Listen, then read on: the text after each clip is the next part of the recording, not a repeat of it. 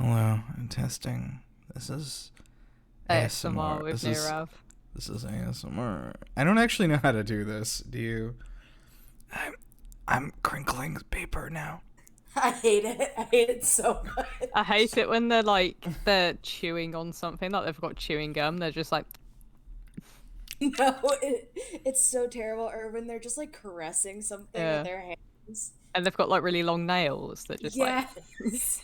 Um, there is okay. I'm actually going to take this opportunity to once again shout out this YouTube channel. It's called Hidamari Cooking. There is this Japanese woman who never speaks or is seen on camera, and she just makes like no bake dessert recipes in the most like pristine looking future chrome kitchen I've ever seen, and but it's like ASMR dessert making. So like all you hear are the sounds of things like being made, and that's like it. And there's no words or anything, and it's just like listening to the sound of like an egg crack. You know, it's like echoed and elevated, and it's like it's very good. It's good content. So shout out. I love your channel, Mauri. Keep it up. I know you're listening. Um, this was a result of a thing that I remember happened a few years ago when the YouTube algorithm screwed up, and one of her videos ended up on the homepage of every person in the world at the same time.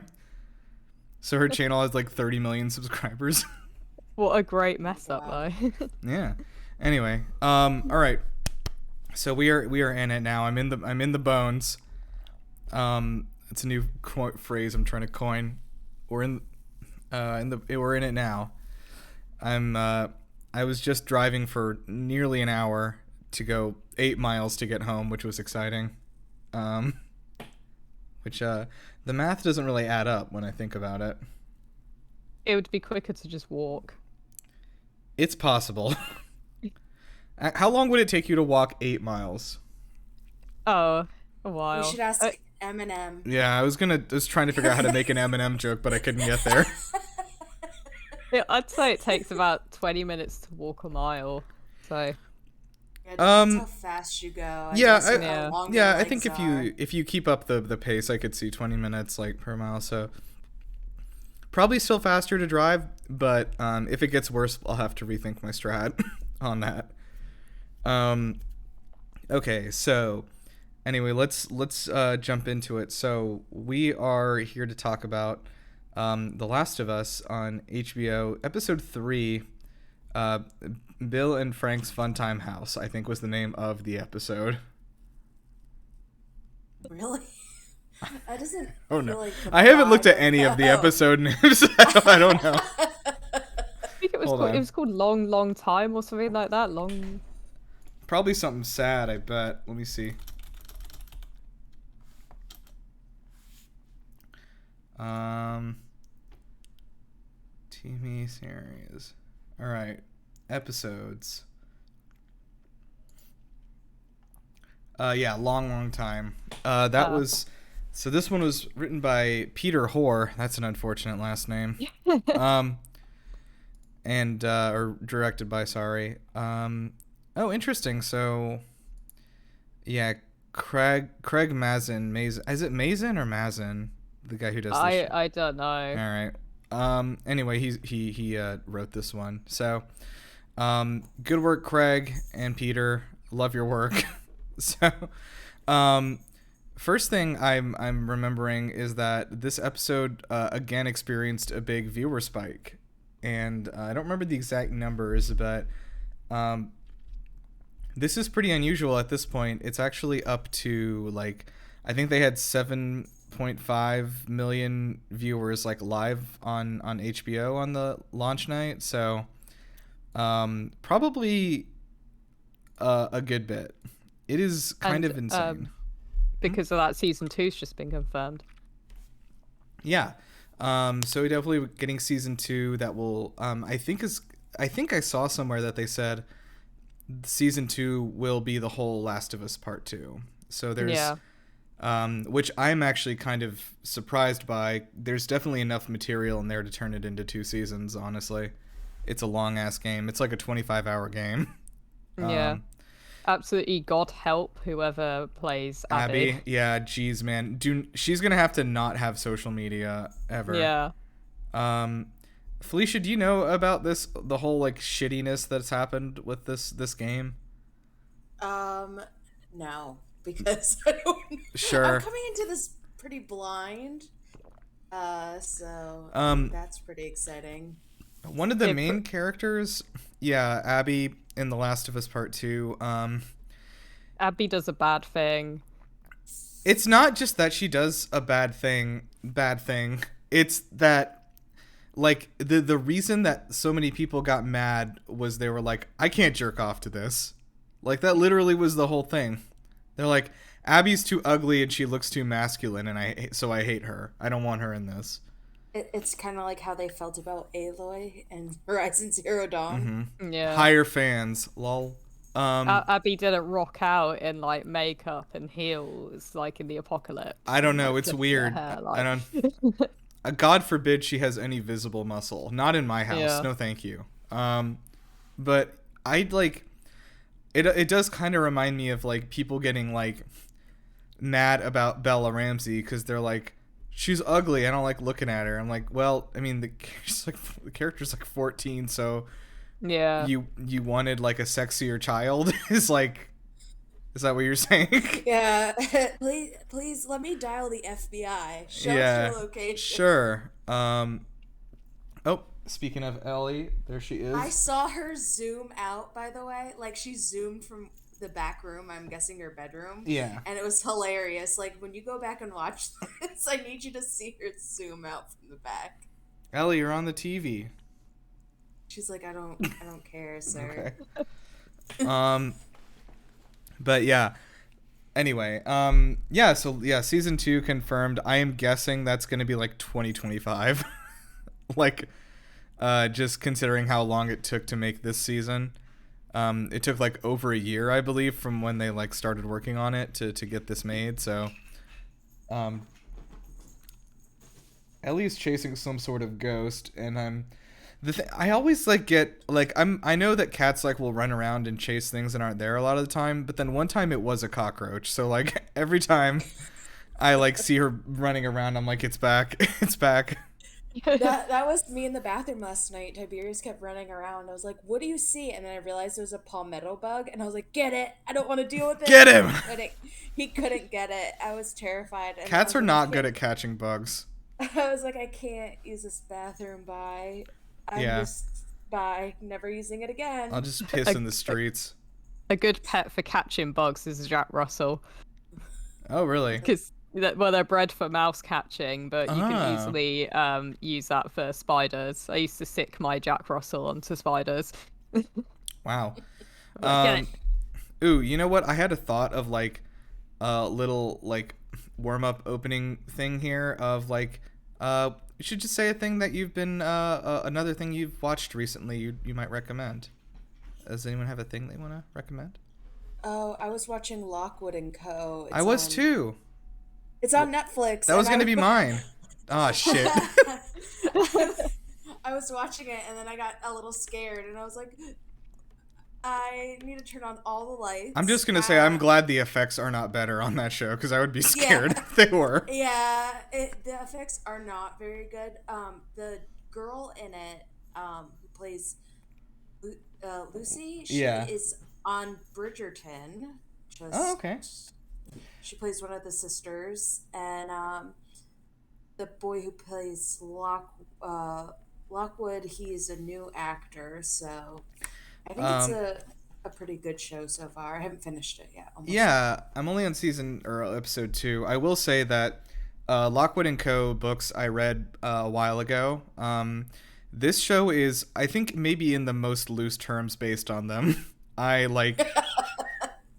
really can't think of a more loose adaptation I've seen, but I actually really like how the show turned out. It's very, very different. Like none of this like shit they're talking about with like these are all these like institutions of like ghost hunters, and then like none of that shit is happening. Like the books is just like there's like these two kids that have like sort of psychic powers, and they're also like 10 years younger in the books.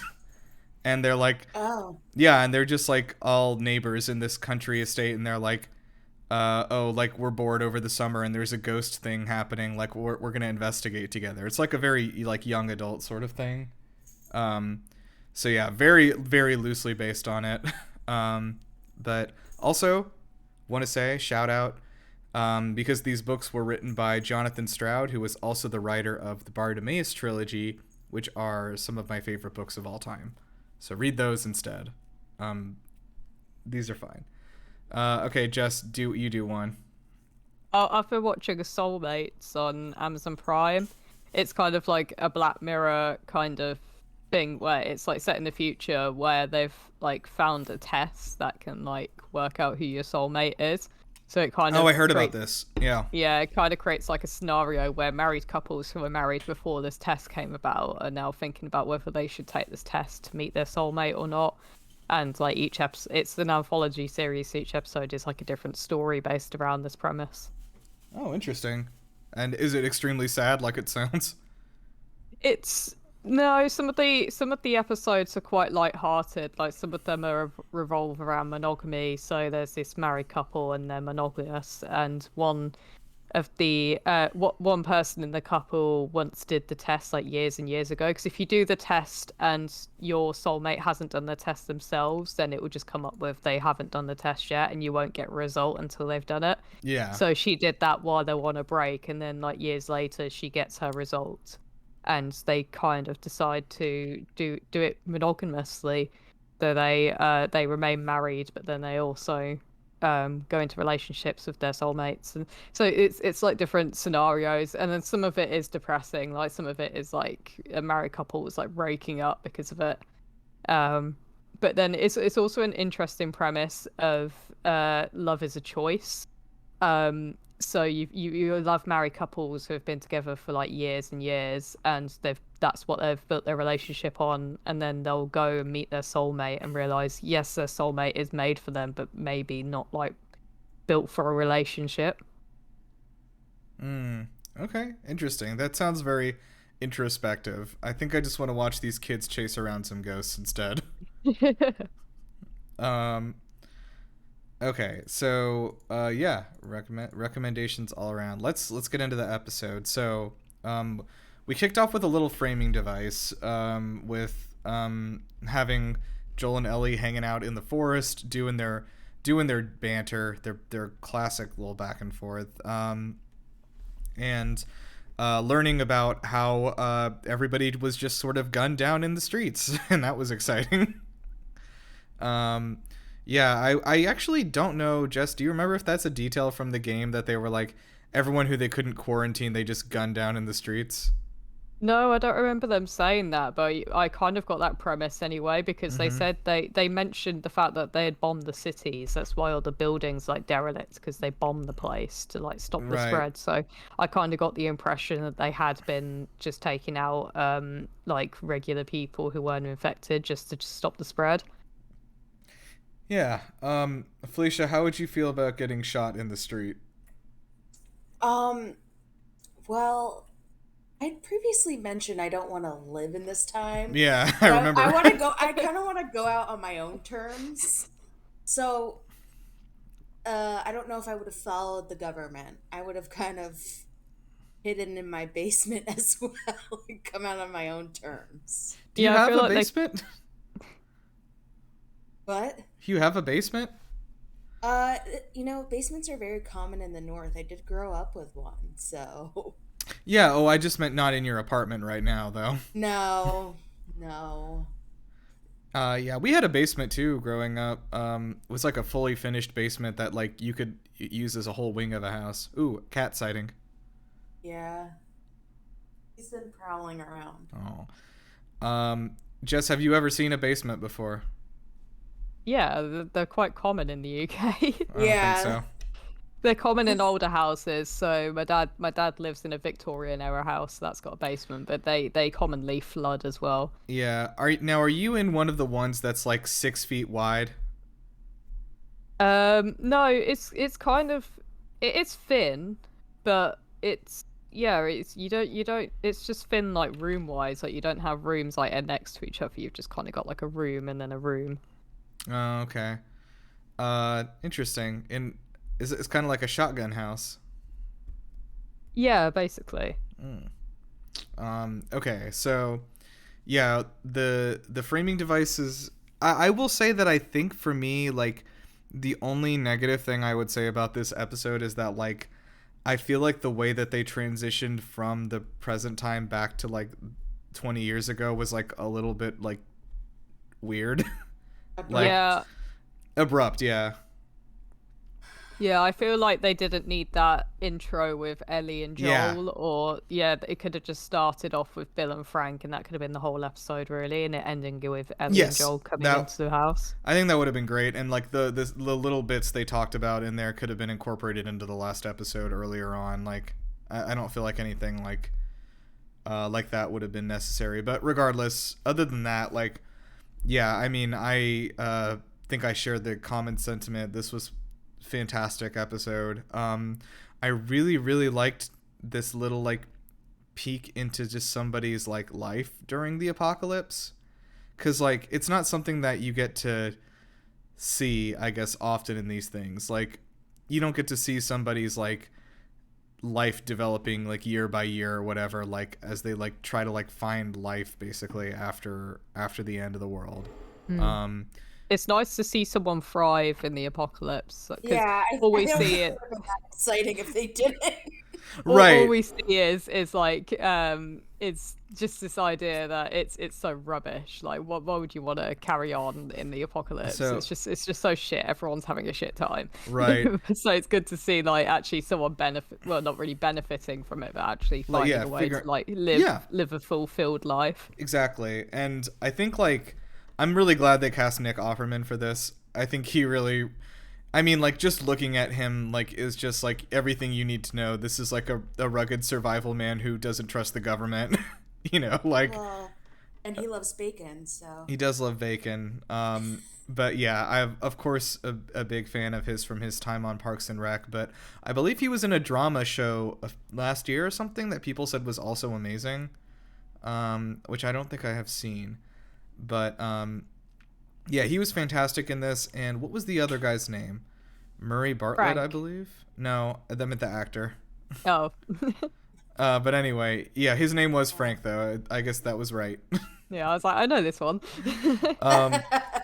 I really, yeah. So I really loved this episode, and like, I don't know what I was kind of thinking of during this was like, I feel like this is weirdly the kind of, maybe not to this like degree of emotion and height, you know, but like the idea of this like somebody just living their life after the apocalypse. Like I feel like this is the kind of thing I would want to have seen from the Fallout TV show that's coming up.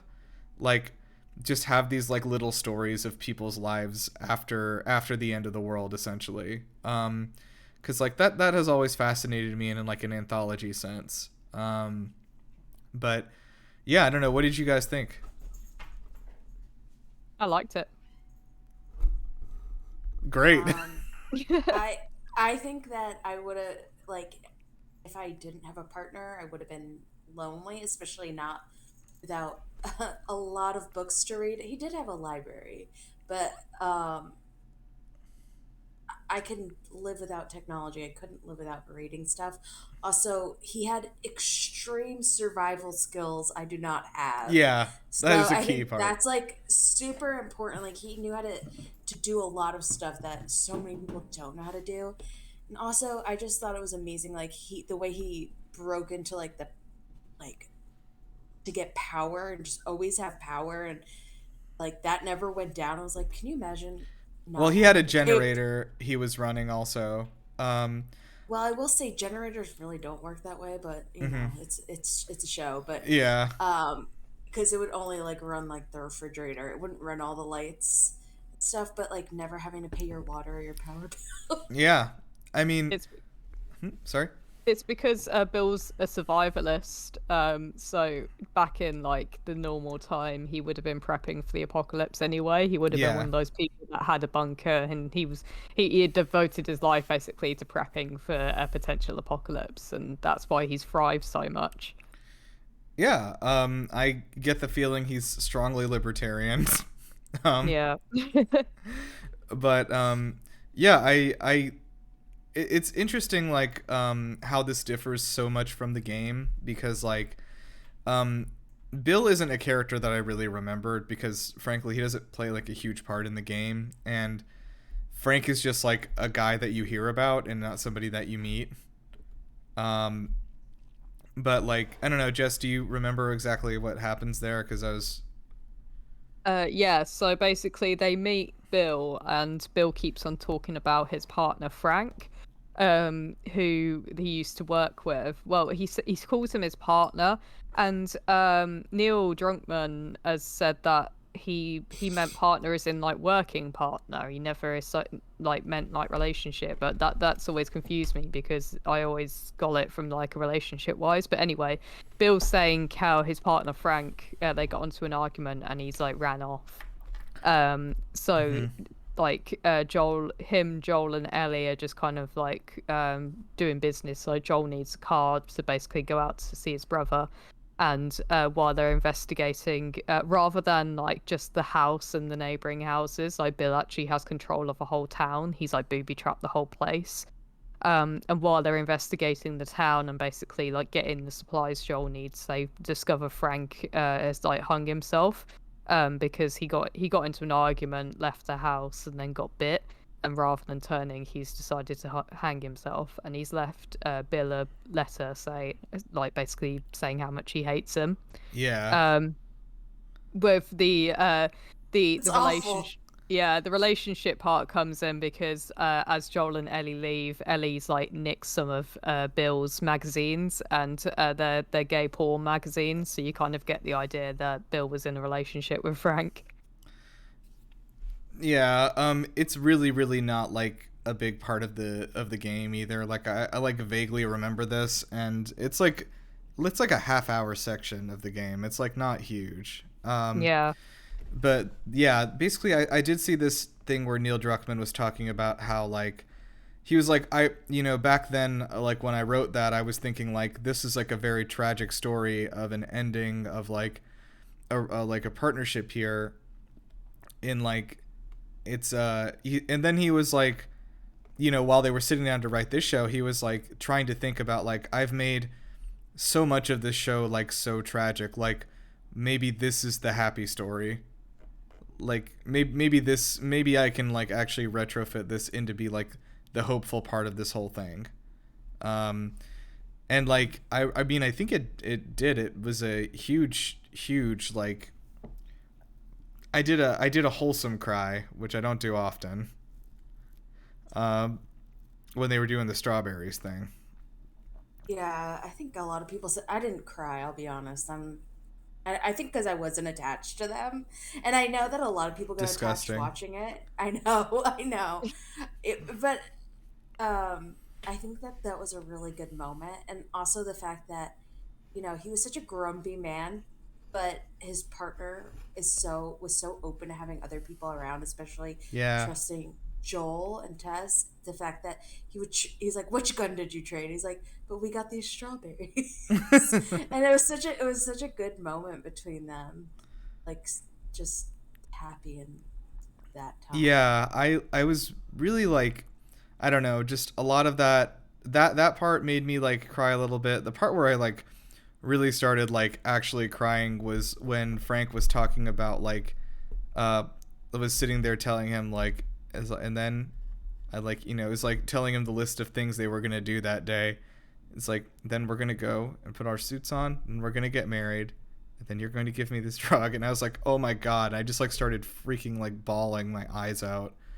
Um, With me, it was when the song came on of "On Nature of Daylight" by I don't know how to pronounce his last name. It's either Max Richter or Max Richter.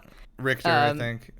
But yeah, yeah. but I love that song. That's one of my favorite songs ever, and Oh, they used it for most of Arrival throughout the whole film, and then they also used it in Shutter Island as well. And I think nice. it's such a beautiful track, and I wasn't expecting to hear that play when they were like prepping for Frank's like final moments, and yeah, that really like set me off.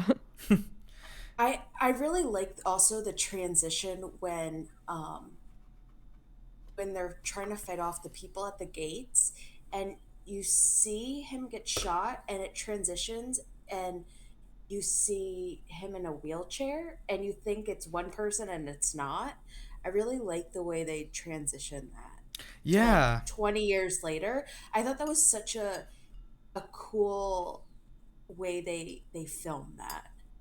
Yeah. Yeah, Uh, I think that was also quite like symbolic because Frank's basically got a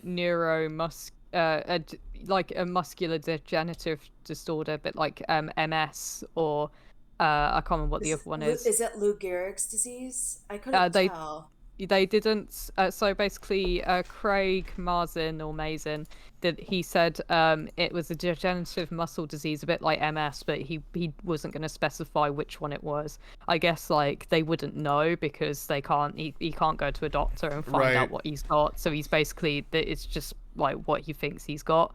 And he knows there's no cure for it because we don't have a cure for it now, so we wouldn't in the apocalypse either. Right. But I thought it was quite symbolic how it was Frank who got the disease and not Bill, because throughout the whole episode we see that Frank's so much healthier than Bill is. Like Frank's like trying to get Bill to go out running. Right. Bill's like commenting on how he's aging quicker than Frank is because Bill's like not as healthy, and yet it's Frank who gets ill at the end, and it kind of shows that these like diseases can just take anyone. Yeah. It is really sad, that kind of thing where like you're, I don't know, like reflecting on the idea that like you're, it's even if, okay, I guess this is the thing I was trying to say, like even if the apocalypse wasn't happening, his body would be like deteriorating anyway, you know what I mean? Yeah. But anyway, sorry, Felicia, you were saying? No, I agree with that. What you were saying. Sad. Yeah. But like I really liked this like, I mean, I will say genuinely like and I think it's because they took a whole episode to like focus on it and take us like, you know, year by year a little bit like skipping around, you know, and show them their relationship developing. It felt like a very natural thing, and like I don't know, like I feel like, and I will say this, I will confess, I don't really watch a lot of like romantic dramas or anything like that. So I don't have like a huge frame of reference. I know Felicia's our expert. Um, but um, My like favorite romances are all like really depressing. Like it that I like them if they're there you go. depressing. It's I like only like anime romantic comedies. I will. mine's like Eternal Sunshine of the Spotless Mind Oh and the Oh jeez. Atonement. man. So Christ. sad.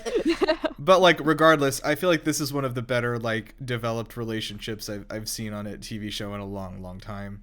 And I felt for these characters, and like it really did have that effect of me being like, I'm never gonna have this, and just like crying. Like Well, we hope we're never in the apocalypse and you yeah, have to true. experience basically where you're forced to be with one person. Mm-hmm. I like Uh, how it showed like the negatives of relationship. Like Frank and Bill are like constantly like bickering with amongst each other. Yes. Like I liked how it didn't show like a relationship as being perfect 'cause it never is, but it like didn't matter yeah. in the long term.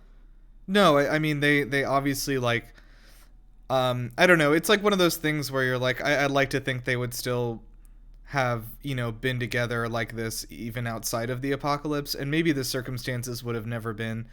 They would have never met each other, sure, but like I don't know if they had like, I like to think that they would have stayed together even if they weren't like didn't have to. You know what I mean? Like there Yeah. if there was another place to go. Um, but like yeah, I don't know. It's I actually didn't even know what direction the episode was going in when we started it. Like I didn't know anything about this, and like my gaydar is like not good. It's malfunctioning constantly. But um like I don't know. I really got like a vibe about that like the second that like he like started talking to him, like once he like pulled him out of the hole and everything. I was like, I can like feel the sense like of attraction between these two. They are like communicating it with their bodies really well as actors. Like and I was like, oh, I guess that's what we're doing, because I literally, like I said, I don't remember a lot about the game. I did not remember that Bill was like hinted at being gay or anything, so I don't know. I thought that was really cool, and I was like, these actors are doing a supremely good job. Like I'm vibing with them through the TV. Um, Yeah. yeah, Felicia, what are some of the hallmarks you look for in like a good romance here? Okay, I'm gonna just admit, like, I also just finished rewatching the Mindy Project, Okay. and I am very much, just gonna admit it, I'm very much like a hopeless romantic, and I cried a lot watching the Mindy Project Jeez. because I hate when people who should be together aren't together. It really hurts me, and I think you need to find a new genre of thing. I That's like the know whole it's basis for it. I know. And, like, if I'm reading a book and I know they're not going to end up together, like, I'll throw it across the room. I can't deal with it. Like, and I have to read like spoilers because I'll get really upset, and then I'll be really sad. So, um, I really like when people end up together. I'll cry a lot, like with the character, like when like they're sad, like I feel that emotion. But I just want to know that two people are gonna end up together. That like that that they've kind of hinted at for a while. Whether it takes like 3 seasons or whatever, I'm just looking for that connection between them. So I don't Yeah. know. But it has Yeah. to be happy. I cannot have a sad ending. Okay, fine. I'll be Um, distraught. okay. I think this was a happy ending also, I will say. Yeah, Like, Yeah. no. I would rather go together than I'll be by myself. That would be right. depressing. Like, because all I kept thinking of, there's no way he's gonna He's let gonna him go by go, but himself. yeah. Because I can't imagine him digging a single grave because that's the most fucking depressing thing. And I literally kept thinking that. I was like, he's never gonna dig a grave for him. That's too My sad. I was thinking that. I was like, is he like gonna do this? And then like when he walked into the room with like the wine bottle already open, I was like, oh, he already did it. Like, yeah, 100% it's done so. Yeah. Um and I understand like, the anguish of being like, I don't know. I don't. I think that Frank was like, partially like, happy about that, but also partially not. Like, it's hard. It's hard to wish like this other person is like gonna die with you. Um, but and I would say that like, I don't think it's like this unhealthy kind of thing. Like I think it is often in media where you have like two people dying together because they can't live without each other, etc. Like I mean, this is the fucking apocalypse, right? There is nothing Yeah. else. There is nowhere to go. Like there is nothing else to live for, unfortunately. He's Whereas old. Like, how long can he, like, shoot at other people and yeah. hunt for food? Oh yeah, you're right. I mean, and like why survive if you like he already got the thing that he was surviving for? Like um so like I totally understand that decision, and I probably if I was to place myself in his shoes probably would do the same thing. Um yeah, but like I I think probably the like hardest hitting point of the episode was the end. Weirdly, like when just because like I know what's gonna happen at the end. Um, like I don't know, Jess. I'm sure you also noticed like when he's reading the letter, and it's like it says to keep Tess safe, and he's like, like what he's like. You and me are protectors. Like that what we have to do. The choices that we're gonna have to make, and like you can just see like that moment for Joel is like the moment he can't go back. Like Yeah. that what is going to happen at the end of the season is already set. There's no going back from it at this point. But I think it was like really well done, and I'm trying to keep it very vague for Felicia because I super don't want to ruin the ending. I am still shocked she doesn't know what it is. Um, I also want to go to where they were like in the convenience store and like bring up that, you know, Ellie's kind of seen a lot of things at this point, Uh but she huh. still is very like childlike. And I think that's still amazing to me. Like, she's very excited to be in a convenience store, and she's Yeah. very excited to be in a car. She doesn't know what a seatbelt is, and she thinks it's amazing. And just like her happiness, even though there's a lot of like terrible things, she's still, like I said, so childlike. And I really enjoy that about her character so far. Yeah, I like that too. I like the contrast also of her like childlike wonder with the things in the store, and then her almost childlike wonder of like the zombie that she finds in the basement. Like, Yeah. and then I mean the thing is she like she like cuts into its head, and like I think she's aware to some degree of how this is working. Like like we said before, like her brain is already infected. There is this fungus like coating her brain essentially, and it's almost like her getting a little glimpse at what's inside her own head, like cutting open that thing's head. Um, it was a really unnerving kind of scene. Just like I don't know how she approached it and how like calm and collected she was about it. Yeah. It was. I got because she got a little freaked out, and then she was very brave approaching it. I would have not. I would have ran away.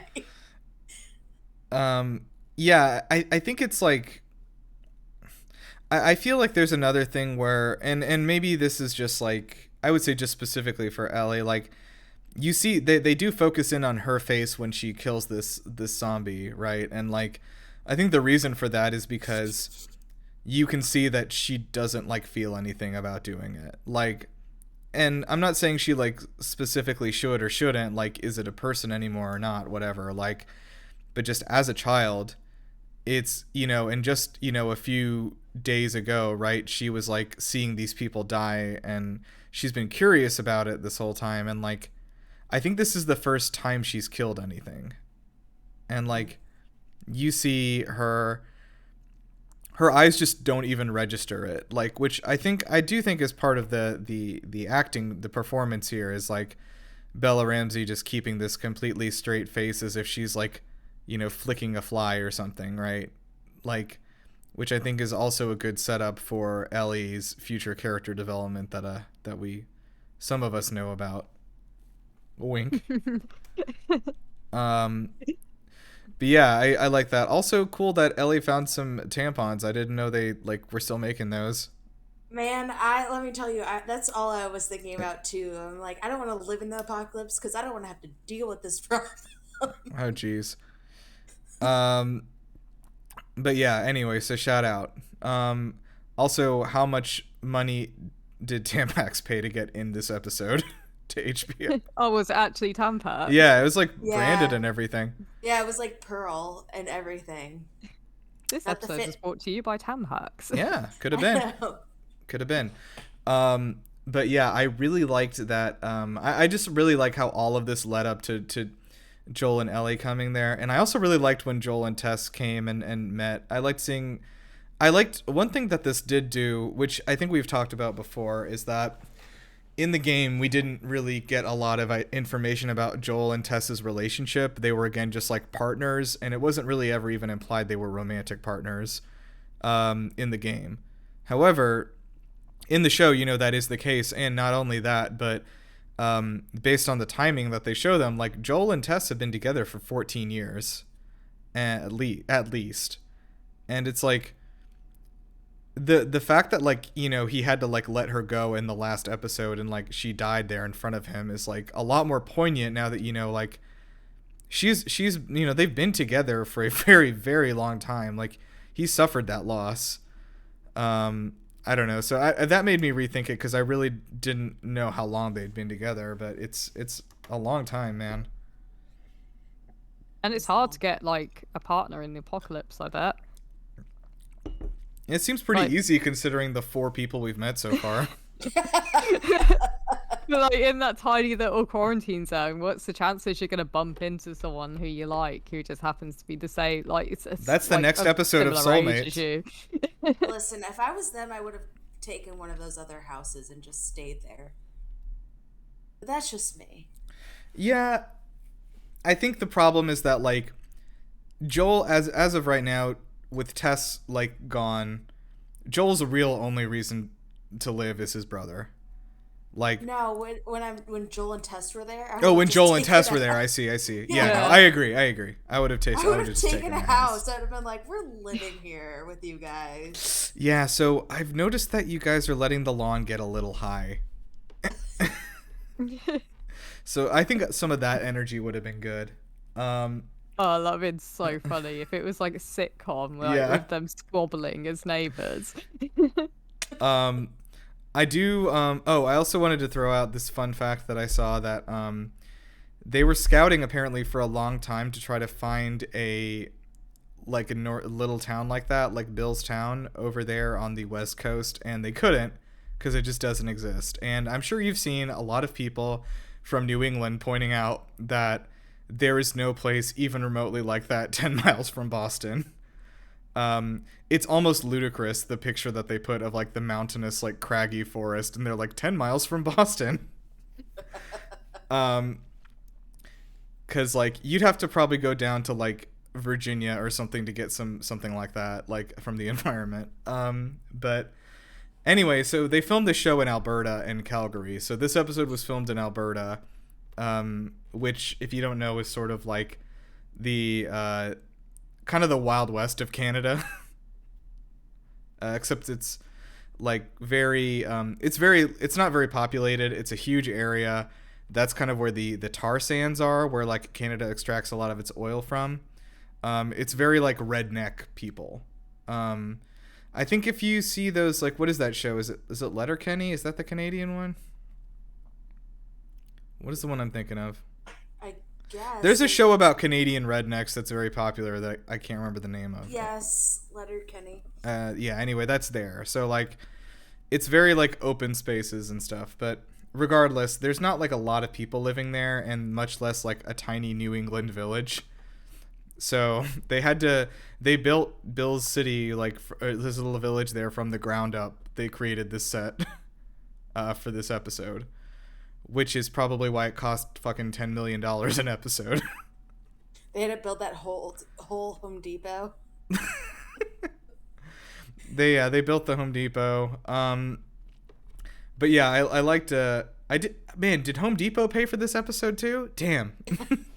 I don't know. Also, like, he could have gotten seeds from them. Like, there's so much stuff he could have gotten from that Home Depot. Yeah, Home Depot has plants and seeds too. You're right. Interesting. Well, if I was there, I'll tell you, I would have gotten one of those little buzz saws, and it would go like bzzz, and that would I've run out of. I didn't have anything else. I don't have any survival skills either, unfortunately. No, Wait. I can cook and I can grow stuff, but that's about it. That's pretty good. That's like growing stuff is like huge, dude. Also, I just remembered I'm an Eagle Scout, so I do theoretically have survival skills. You could start a fire. I can start a fire, so that's a good start. I think I would have gotten some lighters from Home Depot also. Okay, this is a good time to ask this question, which I think about frequently, almost every day. Not every day, but almost. If the apocalypse begins, where are you running to like hole up? Like, what is the place you're gonna like hole up that's gonna have all the things you need? Because like something like a Lowe's or a Home Depot is probably a good idea. Like a Kroger. They do have bathrooms in Kroger, like the big Kroger here. Mm-hmm. Bathrooms are good to have.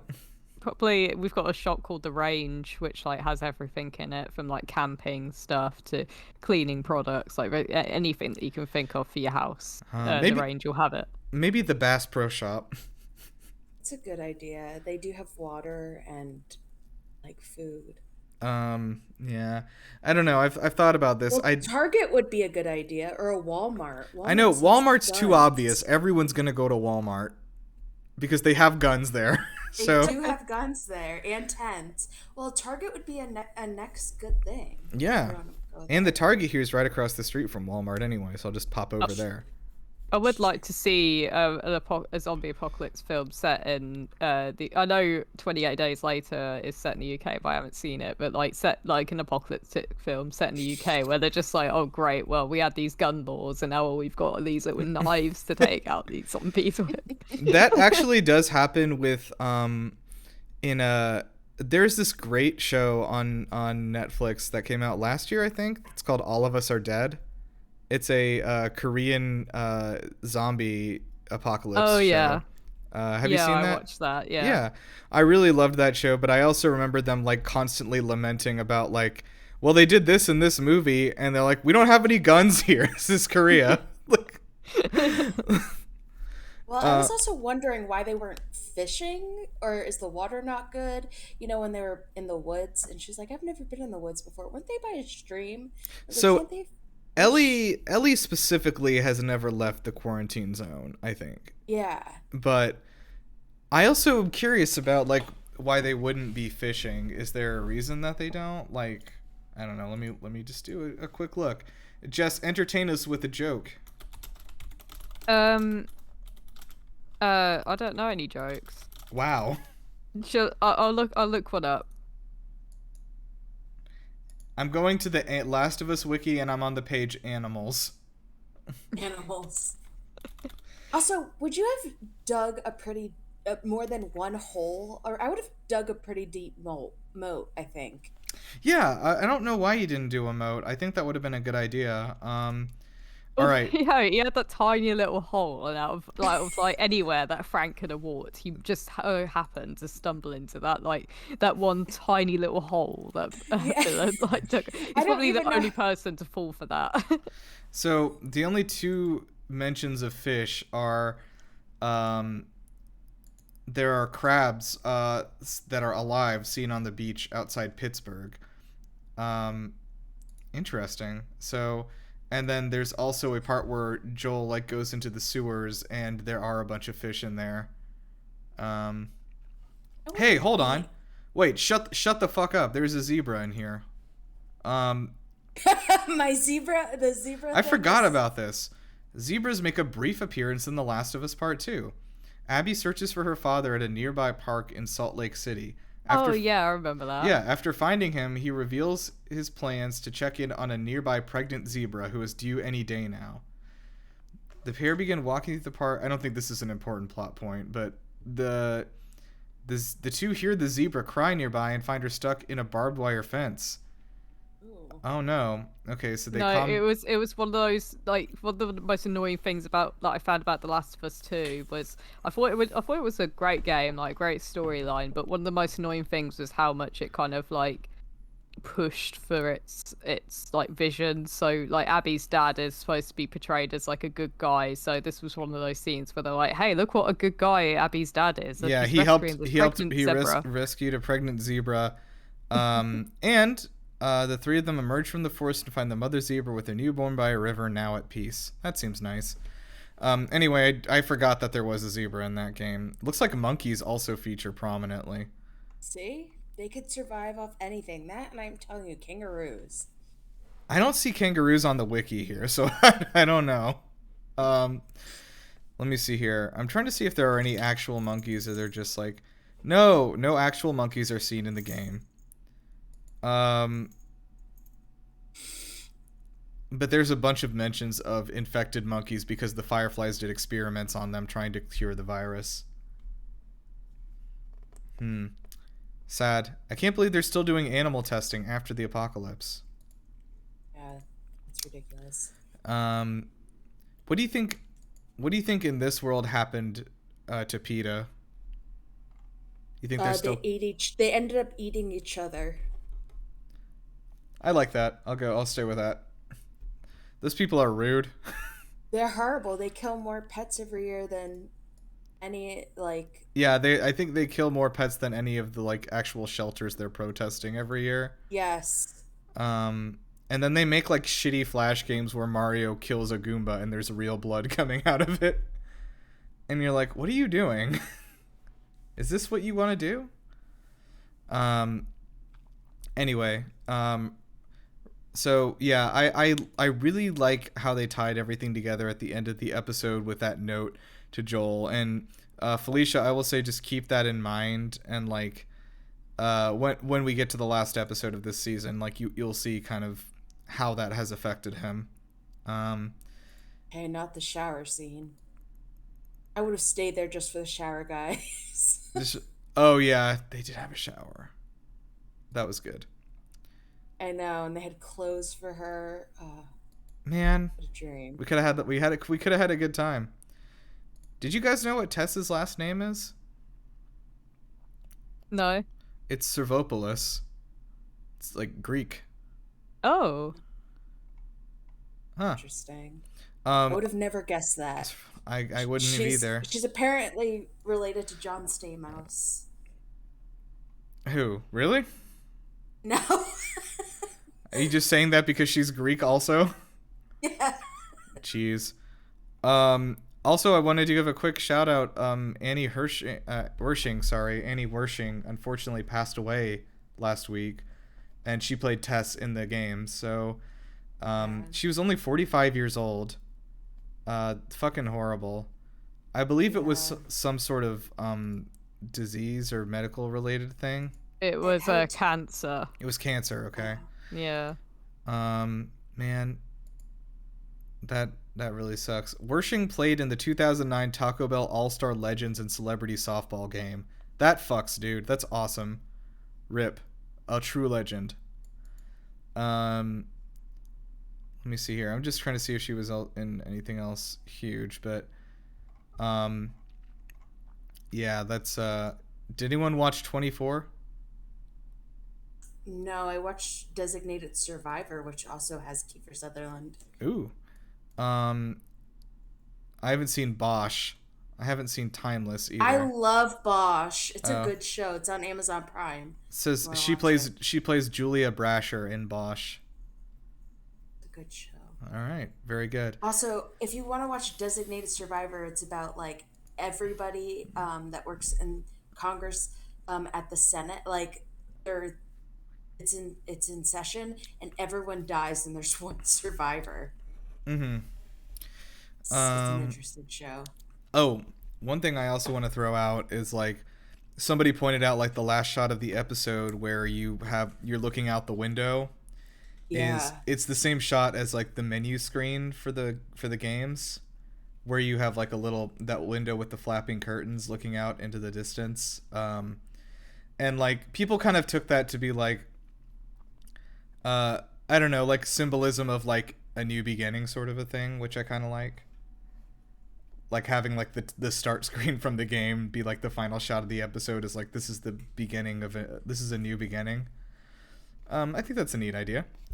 I think this is really cool because I feel like having Neil Druckmann like directly create this show has been like very instrumental to its success. Like the person who there is nobody on earth who better understands the original product than he does, and like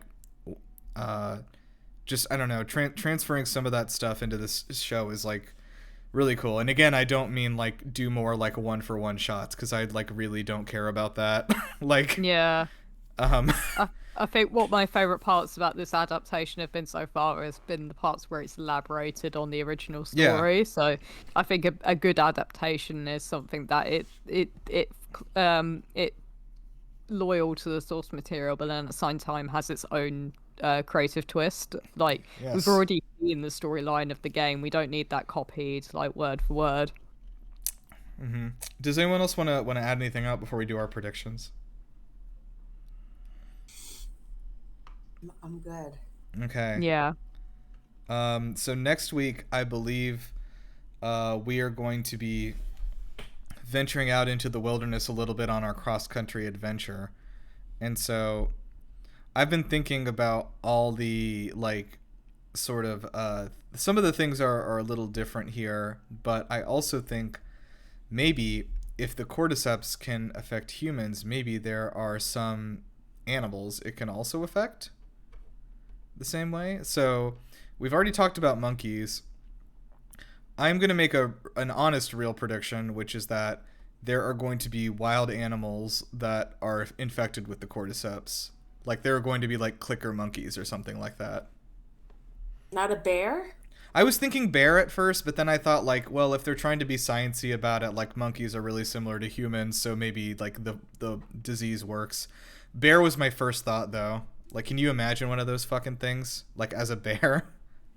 No, it's terrifying to think about, yeah. To be honest. That was my real prediction. My goofier one is maybe it's like a pterodactyl, and that would be funny. I'm gonna one up you. I think my prediction is going to be so the cordyceps can control humans and animals. But what if humans could control the cordyceps? What do you mean? So I don't know, like someone's got like the power to control Oh, the they fungus, just like so can they mind like control touch a all of them. mushroom, and yeah, Oh, and they're then gonna they can, introduce a new villain who's like a fucking mushroom sorcerer. yeah. Well, it's interesting you said that because I was thinking more of the along the lines of tree end. So the trees start moving like Lord of the Oh, Rings. okay. And what do they do? they they start eating people. Oh, I think we might have lost then. I think that might be it. That If the would suck trees if start we had eating a tree people, apocalypse. if we had a tree apocalypse, we would be completely fucked. There would not be anything to do about it. They're taking back the earth. What's that Mark Wahlberg movie? What do you mean? What's that Mark Wahlberg movie about taking back The the Earth? one where like spores kill people. I think it's a Mark Wahlberg movie. Where spores kill people. It's not this. And it's literally like the environment is killing everybody. And like trees are The Day After Tomorrow. No, that's Is not that it. no, that's not it. That is one of them though, where the Earth is like, I'm gonna kill everybody. But yeah, it's basically the trees are sending out spores and killing people. I'm typing Anyway, in that's Mark Wahlberg apocalypse movie. There was that one episode of Doctor Who where the one in the library where the Oh, it's The creature. Happening. The Happening. There Oh. you go. That's what I was thinking. Does it have Mark Wahlberg? It is. It also has a 17 on Rotten Tomatoes. Not great. Zoe Deschanel is in it. Anyway, what were you saying, Jess? There's that episode of Doctor Who that's like set in the library where the creature of the Yeah. episode is the shadows that live amongst I the remember that. trees. Mhm. Yeah. That was pretty good. Okay, so let's wrap it up here. And thank you guys for joining us. We'll be back with more. Did we have any hot takes this week? I don't feel like we did. My hot take is I like Ellie's childlike wonder. I guess it's a hot take. I don't know. Here's my hot take. I think that you know what? Strawberries are not one of my favorite fruits. I'll say it. I wouldn't eat rabbit because I own a rabbit. That's my hot take. Yeah, I actually was like thinking about this because, yeah, I don't think I don't know. I don't own a rabbit, so. How would you survive being a vegetarian in the apocalypse? Well, Jess asked me that too when we were playing The Forest the other day, where we had to, by the way, eat people to live, Jesus Christ. which is not the same. Whatever PETA tells you, it's not the same. But yeah, I mean, I remember they actually, if you saw or read, I guess, Life of Pi, there is a whole thing about that because like Pi, like the main character, he is vegetarian, like, you know, based on like a religious thing, which for me is not, but like, you know, based on his religion, he is vegetarian, and he has to like, there's like this tormented decision he has to make eventually to eat this fish, and it like basically is like, you know, tears him up inside to do this, but he does do it. And I feel like that would probably be me. Like I would if I had to eat meat to survive, I would try. I also don't know that my body can digest it anymore though. No, you'd get very sick. Yeah. We could probably get you all the canned. We would if you were a prepper, you'd have a lot of canned food. Prepped, Yeah. I think I have 2 cans of soup, so that will get you through the apocalypse. well, maybe I'll just die then, I guess. All right. We'll get you cereal. Well, but by the looks of this apocalypse, it seems like you'll be alright because it doesn't seem like they eat meat, considering they don't eat chicken. They don't eat fish. Yeah, Bill somehow has like meat to serve like every fucking day. Yeah, we can. But he had chickens. You can have a lot of eggs. He did have chickens, that's true. Okay, cool. Oh, sorry. Actually, now I'm less excited. There's a little it's International Zebra Day. No. No, I'm serious. I just looked down at my taskbar, and in the search bar on my computer there's a zebra, and I was like, why? And I hovered over it. It is International Zebra Day. Zonkies and other hybrids. I gotta click on zonkies. Hold on. You can't. Donkey. You can't It's give me the word that's zonkies. a zebra and a donkey mixed. It's gotta be like. That thing has to be sterile, kind of like a mule. Yeah. It would be, yeah. Here are some beautiful zebra hybrid animals that really exist. Okay, there's the liger, The mule we know about. Barduct. It's a What's that? male horse and a female donkey. Compared to the mule, it has a greater resemblance to a horse. Okay? What are we even doing? Are we just like experimenting? Beefalo. A beefalo is a bull and a bison together. Are they fuzzy? Uh, it just looks like a taller bull with like bigger horns. I wonder, does No. that happen in the wild, or is it just in captivity where I- we've kind of like The breed like, was encouraged created it? in the United States to combine the best characteristics of both animals with the intent of beef production. Great. No, let's not. Let's not do this. Coy wolf is a coyote and a wolf, obviously. I feel like that could happen though in the wild. Yeah, I could see that. A prisley. The prisley is a rare hybrid between a polar bear and a grizzly bear and has been found both in captivity and in the wild. What? How? The presence of the prisley in a natural state was confirmed in 2006 thanks to DNA analysis of an unusual looking bear in the Canadian Arctic. And finally, the zorse. Can you guess what that one is? A Zebra and a horse? horse. Yeah, you got it. There's also a zonkey here. You can't call something a zonkey, right? That feels racist. The place with the greatest presence of zonkey is South Africa, where there are cases in which zebras and donkeys are found to live together. Like mules, however, zonkeys are genetically incapable of reproducing. So the zonkey happens naturally. Yeah, it happens That's naturally, but they interesting. can't reproduce. Well, All right. it's for the best. All right. Well, thanks for listening to all our zonkies out there. We love you. We'll be back next week with more zebra talk. I'm going to learn some more zebra facts for next week. So we will see you then. Everyone make your best zebra sound. Do they make a noise? They do. They're very loud. I have to assume it sounds like a horse, so I'm going to do a horse sound. Yeah. Yeah, that was pretty good. All right. We'll get out of here.